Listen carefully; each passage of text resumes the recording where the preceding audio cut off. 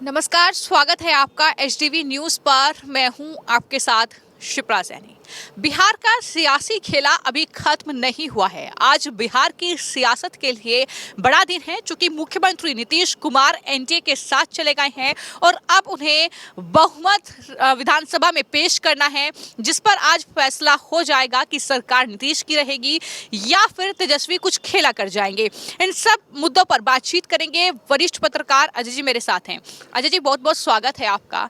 बिहार की सियासत को आप बखूबी तरीके से देखते हैं, समझते हैं, जानते हैं। सवाल मेरा ये है कि आज जो बहुमत परीक्षण होना है, जो फ्लोर टेस्ट आज होना है, उसमें नीतीश कुमार के लिए क्या कुछ मुश्किल है या फिर तेजस्वी यादव उनके खेमे से जो बात आ रही है ऑपरेशन लालटेन की, क्या उसका कोई असर देखने को मिलेगा? क्या कुछ होने वाला है? देखिए, समस्या है, लालटेन तब जलती है जब उस पर तेल हो। जब तेल है, जब लालटेन में नहीं है तेल तो सरकार का नहीं बिगाड़ पाएंगे खेल, ये आप समझ लीजिए। दूसरी, लालू की एक आदत रही है शुरू से, बाहुबली के बल पे ये चीफ मिनिस्टर बनते रहे। हकीकत है, मतदान में लाठी के बल पर पे ये अपने मतदान करा लेते हैं, दूसरी जाति को होने नहीं देते। आज लालू की पोजीशन ये है कि लालू ने बाहुबली के बल पर, आपको बताना है, कई दिनों से अपने विधायकों को, दूसरे विधायकों को ज़बरदस्ती अपने यहाँ रखा था। चेतन आनंद के भाई ने, उनके चाचा ने, लवली आनंद जी ने वगैरह सब ने जब कहा, तब जाके कल चेतन आनंद को, जब चेतन आनंद के लिए पुलिस गई, चेतन आनंद जी इतने भदयवास थे कि पूछिए नहीं। उनको इन्होंने बिल्कुल कैप्चर कर लिया था। इसके अलावा आपको बताना है, एक विधायिका और को इन्होंने, नीलम देवी को भी बिल्कुल कैप्चर कर लिया था। ये दोनों लोग किसी तरह से वहाँ से निकल करके भागे हैं। आप समझ ले, इतने दहशत में थे, पूछे नहीं। ये जो हैं नीतीश के खेमे पे बैठे हुए हैं, तो ये बाहुबली से खेला करने के चक्कर में थे, नहीं कर पाएंगे। इसके पहले भी इन्होंने कर्पूरी ठाकुर के साथ खेला किया था। नीतीश कुमार जब पहली बार चीफ मिनिस्टर बने थे, ये बाहुबली करके और अपने पास रख ले। बहुत रुपए का लालच दिया गया है, बहुत कुछ बेनिफिट के लिए कहा गया है। राजद के उन्होंने, ख़ास तौर से लालू ने, राबड़ी ने, तेजस्वी ने, ख़ास तौर से इसमें तेजस्वी की पूरी, तेजस्वी ने कहा था मैं नहीं बनने दूंगा आसानी से।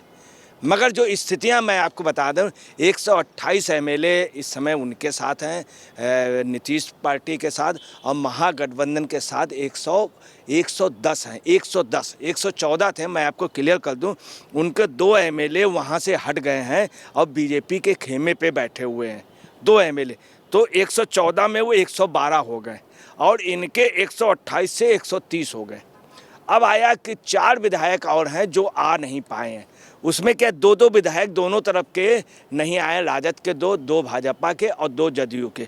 मैं आपको क्लियर कर दूं, दो जो जदयू के नहीं आए हैं, उसमें डॉक्टर संजीव यादव जी हैं और एक विधायक। डॉक्टर संजीव यादव जी इस समय अस्वस्थ हैं, इसलिए नहीं आ पाए। दूसरी बात, उनकी गाड़ी है, वो आ रहे हैं, मगर उनको आने में थोड़ी देर लग रही। बीजेपी से मिश्री लाल यादव और नहीं पहुँचे हैं।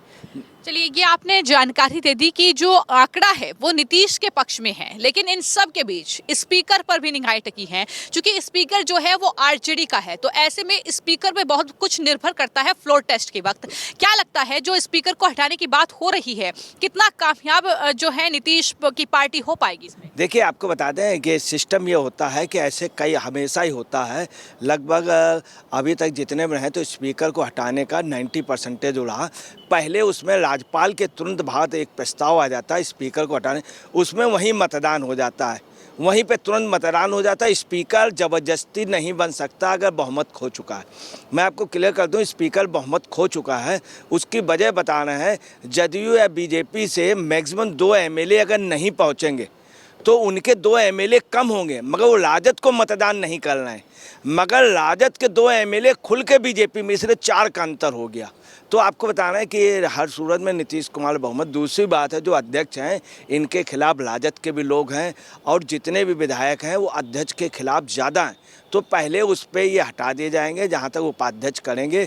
और आपको बताना है, उसके बाद अभिभाषण होगा, बहस होगी, बहस के बाद मुख्यमंत्री का भाषण होगा, उसके बाद नो कॉन्फिडेंस आएगा। नो कॉन्फिडेंस मेरा अंदाज़ा है लगभग 3 बजे के लगभग आ पाएगा। इसके पहले अध्यक्ष का मतदान अभी आपको बताना है मुश्किल से 15-20 मिनट के अंदर हो जाएगा। अध्यक्ष निश्चित तौर पे हट जाएंगे, चूँकि बहुमत जो है ये बाहुबली और पैसे के बल पे इन्होंने किया है। परंतु अभी जो सदन पे लोग बैठे हैं वो बीजेपी के एमएलए और मांझी के एमएलए सारे लोग बैठे हुए हैं नीतीश के साथ, और आरजेडी के जो लोग हैं वो आरजेडी के आके बैठे हुए हैं। मैं आपको क्लियर कर दूं, सीपीआई के आ गए हैं, सीपीएम के आ गए हैं और कांग्रेस के 19 हैं, आरजेडी के 70। हाँ, वहीं पे एक चीज़ और है कि कांग्रेस में बड़ी सुगबुगाहट ये है कि कांग्रेस के एमएलए जो हैं वो कुछ मतदान के समय अनुपस्थित हो सकते हैं, ये निश्चित है।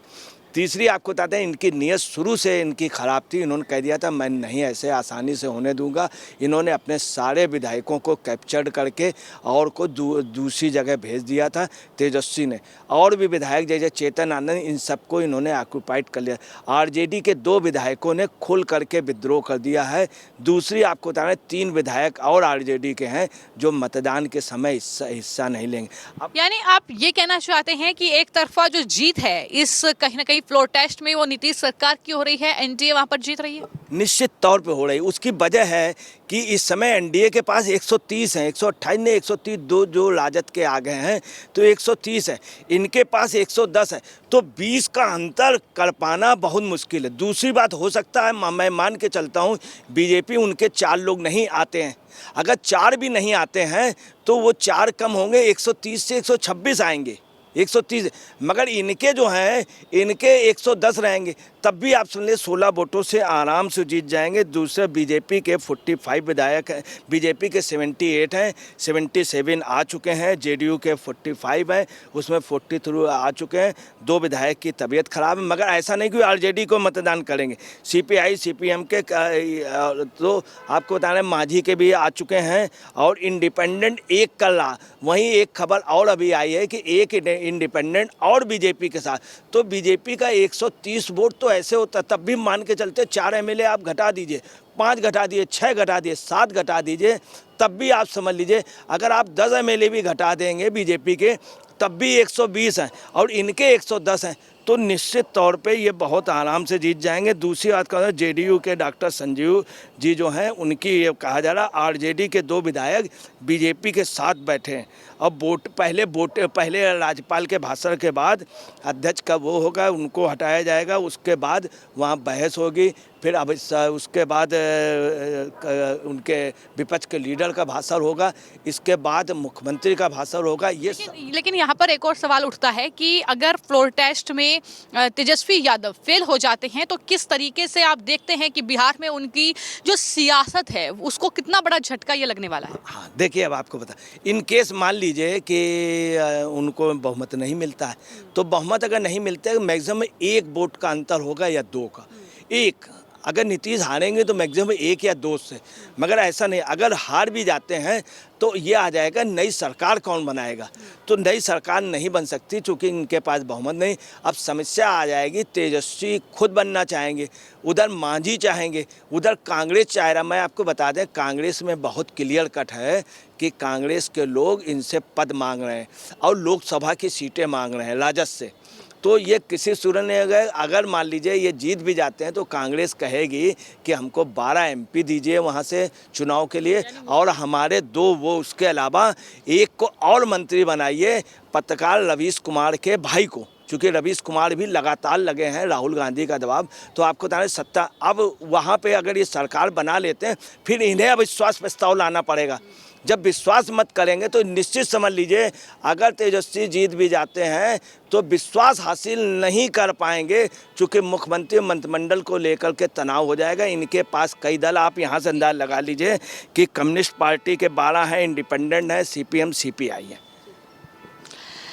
तो इस पूरे मामले को लेकर आपने वरिष्ठ पत्रकार अजय जी को सुना। उनका साफ तौर पर यह कहना है कि जो विधायकों का आंकड़ा है वो जाहिर तौर पर नीतीश कुमार और उनकी पार्टी के साथ है, एनडीए के साथ है, तो ऐसे में तेजस्वी का यहाँ पर खेला करना बहुत मुश्किल नजर आ रहा है। और अगर तेजस्वी खेला कर भी जाते हैं तो कहीं ना कहीं आने वाले वक्त में उन्हें भी फ्लोर टेस्ट का सामना करना होगा और उस फ्लोर टेस्ट में वो बिल्कुल भी बहुमत हासिल नहीं कर पाएंगे। फिलहाल आपकी इस पूरे मामले को लेकर क्या राय है, हमें कॉमेंट बॉक्स में जरूर लिखें। धन्यवाद।